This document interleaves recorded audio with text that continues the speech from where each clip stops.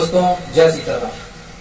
हिमात creations धर्म और विज्ञान चैनल में आपका एक बार फिर से बहुत बहुत स्वागत है। दोस्तों, हमारे साधु संतों और महात्माओं पर कई बार ये आरोप लगाया जाता है कि उन्होंने कर्म से ज्यादा भाग्य को महत्व दिया, मगर संस्कृत की एक लोकोक्ति इस भ्रम को पूरी तरीके से मिटा देगी। इस पर जरा आप गौर फरमाइए। उद्यमेन ही सिद्ध्यन्ति कार्याणि न मनोरथे नहीं प्रविशन्ति सुप्तस्य सिंहस्य मुखे मृगा। क्या आपको इस संस्कृत के भावों से ये व्यक्त नहीं होता कि उस समय के जो विद्वान लोग थे उन्होंने परिश्रम को कितना महत्व दिया है? हिंदी में एक लोकोक्ति यह भी है कि ईश्वर उसी की मदद करता है जो सर्वप्रथम अपनी मदद स्वयं करता है। मगर धर्म के नाम पर जो पाखंड फैलाया गया, जो अंधविश्वास फैलाया गया, उसको ही हमने धर्म मान लिया। धर्म अपने आप में एक ऐसा विज्ञान है जिसके लिए हमें नित्य प्रति बहुत मेहनत करनी पड़ती है। एक सत्य को जानने के लिए एक साधु, एक महात्मा दिन रात परिश्रम करता है, वो अपने अंदर झांकने की कोशिश करता है। क्या उस कोशिश के परिणामों को नकार देना चाहिए?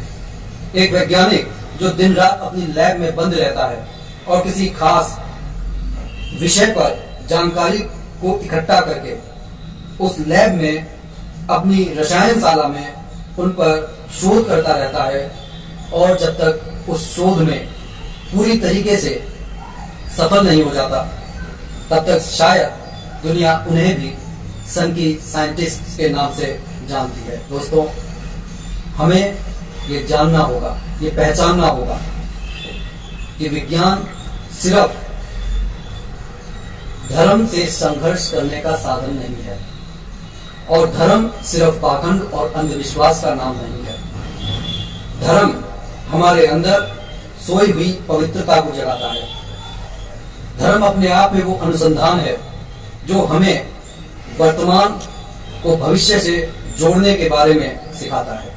भविष्य धर्म वह विषय है जो वर्तमान को भविष्य से जोड़कर हमें ये बताता है कि हम अपने आने वाली संतति में किस तरीके से परिवर्तन कर सकते हैं, विकास कर सकते हैं। ठीक है, विज्ञान अपने आप में शोध करने के बाद हमारे भौतिक जीवन को आनंदमय बनाता है, सुखपूर्वक बनाता है, मगर फिर ऐसा क्या है कि आज की इस दौड़ती भागती हुई जिंदगी में कोई भी शख्स हमें शांत भाव से नजर नहीं आता, कोई भी चेहरा शांत भाव से नजर नहीं आता।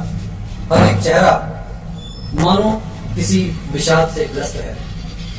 ऐसे में आप क्या पाएंगे? सिर्फ और सिर्फ धर्म ही एक ऐसा मार्ग है जहां पर हम परमात्मा का अनुसरण करके उसकी बनाई हुई प्रकृति में आनंद से जीवन व्यतीत कर सकते हैं।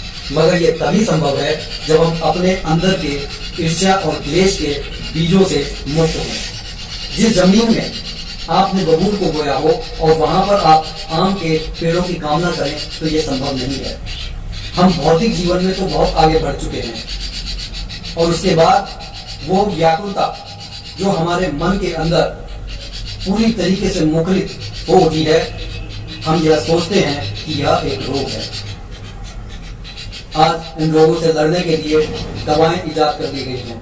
डॉक्टर इंजेक्शंस लगाते हैं ताकि हमारे अंदर जो हार्मोनल इम्बैलेंस हो चुका है हम उनसे मुक्त हो सकें, अपने आप ये महसूस कर सकें कि हम आनंदित हैं। क्या इस तरीके से आनंद लिया जा सकता है कि हम एक दवाई खा लें और अपने आप में हर्ष महसूस करें? क्या यह भी कोई जिंदगी है? लेकिन एक ऐसी दवा है परमपिता परमात्मा का नाम, जिसे हम अपने जीवन में स्थान देने के बाद इस आनंद को स्वयं अनुभव कर सकते हैं। क्यों न साधु संतों की बनाई हुई इस मार्गदर्शन जो उन साधु संतों ने हमें किया है, उस रास्ते पर चलकर क्या हम एक बार उस आनंद का अनुभव नहीं कर सकते? और जो एक बार इस आनंद का अनुभव कर लेता है, साधु संतों का तो जहां तक कहना है फिर उसे किसी और आनंद की जरूरत नहीं पड़ती। लोगों का कहना है कि धर्म का नाम है कि आपका चेहरा उल्लासित ना हो। आप पूरी तरीके से गंभीर हो जाएं। आप भौतिक सुख सुविधाओं को छोड़कर एक नीरस जीवन व्यतीत करें। यदि आप धर्म को यही समझते हैं तो आप गलत हैं। जिस ब्रह्मा ने इस ब्रह्मांड को बनाया, उस ब्रह्मांड में संगीत को पैदा करने वाली मां सरस्वती ने स्वयं ये कहा कि हमने इस जीव जगत का निर्माण इसलिए किया है ताकि लोग सच्चे आनंद का अनुभव कर सकें, और विज्ञान हमें वह आनंद नहीं दे सकता। ये सच है कि हम भौतिक सुख सुविधाओं को विज्ञान के सहारे जोड़ लेते हैं, लेकिन अगर हम अपने जीवन में एक समरसता चाहते हैं तो हमें धर्म और विज्ञान का पूर्ण रूप से मिलन करवाकर इन भौतिक सुख सुविधाओं का आनंद उठाकर अपने जीवन को शांत भाव से जीना है, उल्लास भाव से जीना है। यही जीवन है। बस हमें साधन का प्रयोग करना है, उसके प्रति आसक्त होकर हमें अपने मन और विचारों को पूरी तरीके से भौतिक जगत में समाहित करके परमपिता परमात्मा पर प्रसन्न चिन्ह नहीं उठाना है। और जिस दिन हम परमपिता परमात्मा को अपने जीवन में प्रथम स्थान दे सकेंगे, उस दिन हमारे जीवन की बागडोर उस परमपिता परमात्मा के हाथों में होगी, और वह निश्चित हमें वो आनंद, वो उल्लास और ज्ञान के उस महासागर के दर्शन करवा पाएंगे जिसका मानव जाति को सदियों से इंतजार है।